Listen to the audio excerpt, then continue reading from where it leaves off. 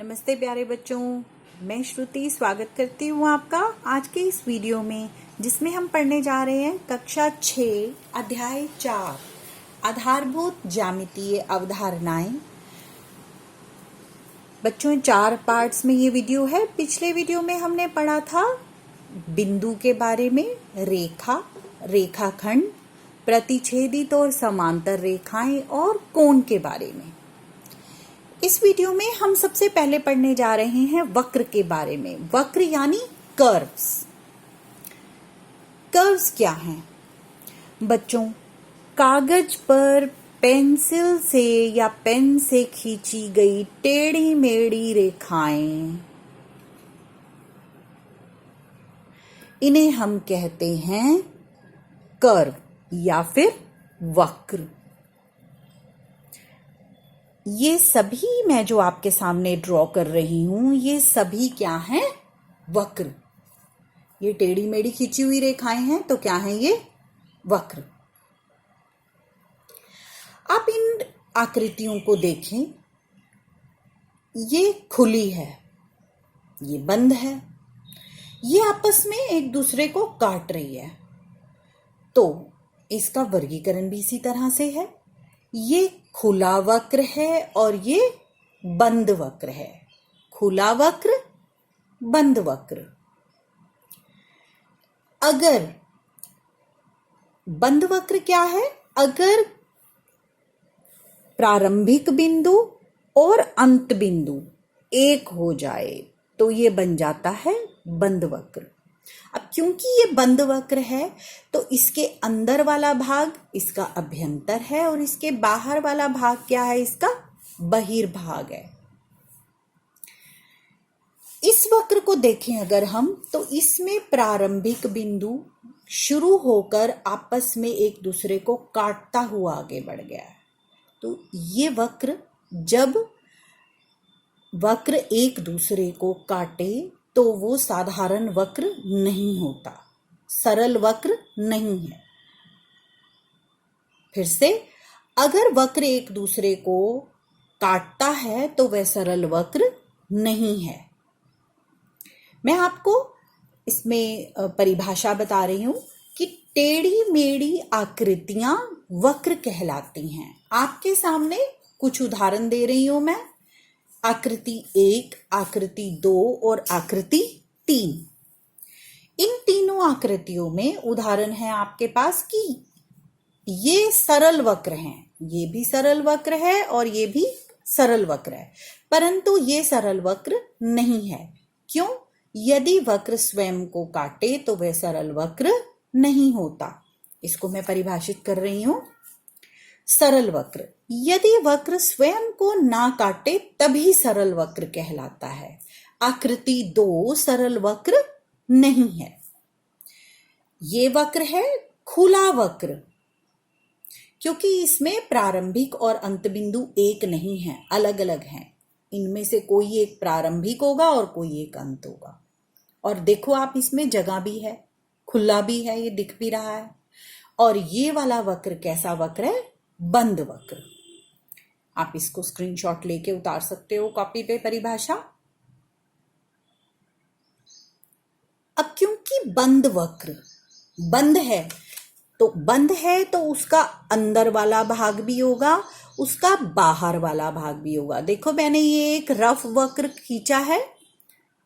इस वक्र के बाहर वाला हिस्सा ग्रीन रंग से है और अंदर वाला रेड कलर से है। वक्र का अभ्यंतर, अंदर वाले भाग को कहते हैं अभ्यंतर। और इसके अभ्यंतर एक बिंदु है। देखो, इस बिंदु का क्या नाम है? बिंदु ए। अंदर वाले भाग में कौन सा बिंदु है? बिंदु ए। इसी तरह वक्र के 3 भागों में बांटा गया है, अंदर बाहर, और एक भाग है इसकी परिसीमा। परिसीमा यानी ये वक्र की चारों तरफ वाली बाउंड्री, इसको कहते हैं परिसीमा। जो बिंदु बी है वो किस पर है? वक्र के ऊपर है, वक्र की परिसीमा पर। और तीसरा भाग है वक्र के बाहर का भाग, और यहां पर कौन सा बिंदु है? बिंदु सी। इस तरह अगर कोई वक्र बनता है तो वह तीन भागों में बांटता है समतल को, अंदर वाला भाग, बाहर वाला भाग और परिसीमा।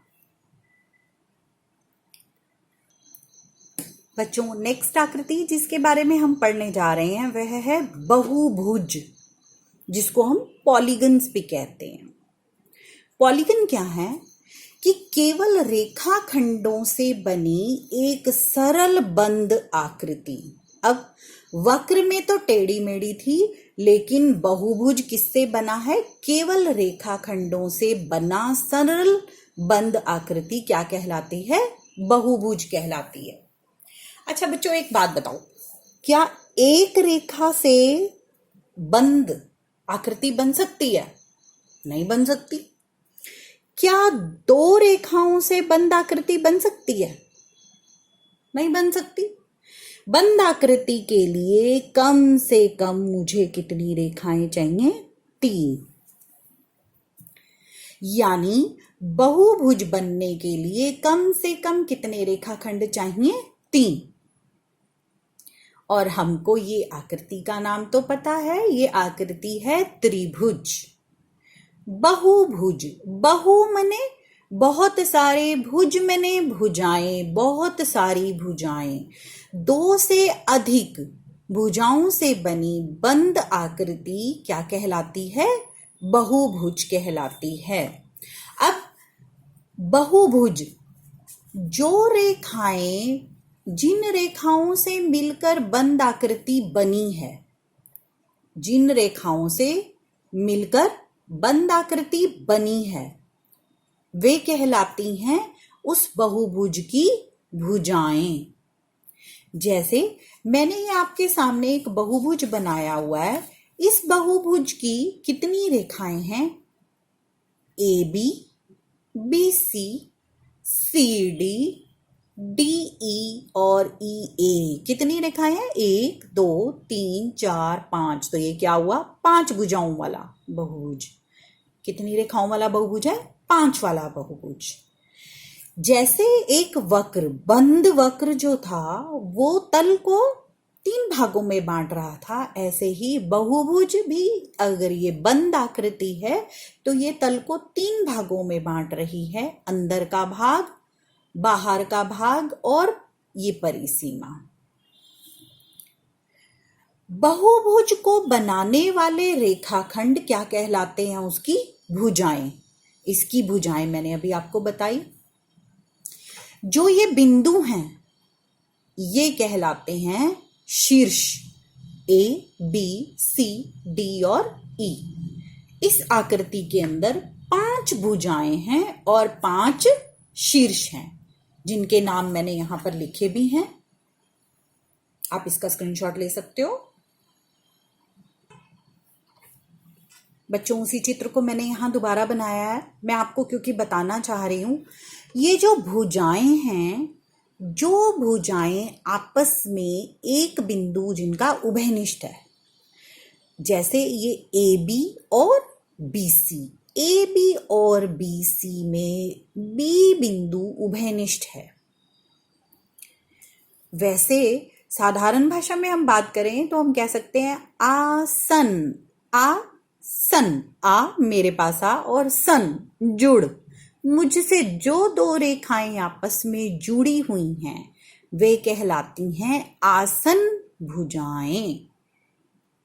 या परिभाषित रूप में हम इसको कहेंगे कोई दो भुजाएं जिनमें एक बिंदु उभयनिष्ठ हो। जैसे कि AB और BC में कौन सा बिंदु उभयनिष्ठ है? B बिंदु। B बिंदु इस रेखा के साथ भी है, इस रेखा के साथ भी है, उभयनिष्ठ है। तो ये जो रेखाएं हैं, ये रेखाएं क्या कहलाएंगी? उभयनिष्ठ भुजाएं। अब अगर ये AB और BC उभयनिष्ठ, आसन भुजाएं, अब BC और CD भी आपस में जुड़ी हुई है। किससे? उभयनिष्ठ बिंदु C से। तो BC और CD भी क्या है? आसन भुजाएं। CD और DE भी क्या है? आसन भुजाएं। DE और EA भी क्या है? आसन भुजाएं। बच्चों, जैसे आसन भुजाएं हैं, ऐसे आसन शीर्षों के भी युग्म होते हैं। जैसे कोण ए का आसन कोण कौन है? आसन कोण बी भी है, मतलब साथ लगता हुआ कोण बी भी है और ई भी है, वो युग्म बन जाते हैं कोणों के युग्म।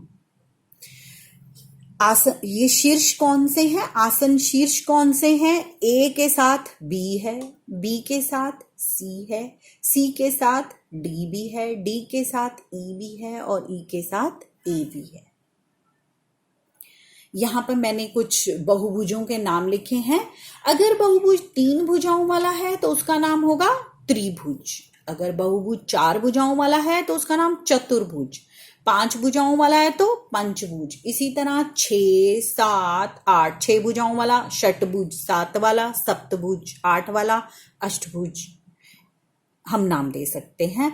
आगे इसके बारे में और बताने जा रही हूं, आप इसका स्क्रीनशॉट ले सकते हैं। बच्चों, बहुभुज की एक और हम बात करने जा रहे हैं विकर्ण के बारे में। विकर्ण क्या होता है? अगर किसी बहुभुज के, जैसा कि मान लो ये बहुभुज है ABCD, इस बहुभुज में ये जो आकृति में जिन रेखाखंडों से आकृति बनी है वे तो क्या हैं? उसकी भुजाएं। लेकिन अगर मैं इनके आसन शीर्षों को ना मिला के, ये है एक आसन शीर्ष है B और एक आसन शीर्ष है D, इसको ना मिला के अगर मैं A को C से मिला दूं तो ये कहलाएगा उसका विकर्ण। इस आकृति में भी ऐसा ही है कि PQR और S, PQRS एक 4 भुजाओं वाला बहुभुज है। इसमें अगर मैं P बिंदु को, P शीर्ष को R से मिला दूं और Q बिंदु को S से मिला दूं तो ये दोनों क्या कहलाएंगे? इस बहुभुज के विकर्ण, PR और PS। किसी बहुभुज के 2 शीर्षों को जो आसन न हो मिलाने से प्राप्त रेखाखंड जो है वो विकर्ण कहलाता है। इस आकृति में AB, BC, CD, DE और EA ये तो हैं भुजाएं, लेकिन A B से ना मिलकर अगर AC से मिलता है तो AC, AD, AC, AD, इसी तरह BD, BE, इसी तरह CA, ये जो हैं क्या कहला रहे हैं? AC कह लो या CA कहो, एक ही बात है। AC हम पहले लिख चुके थे इसलिए CA। ये सब क्या हैं? इस बहुभुज के विकर्ण।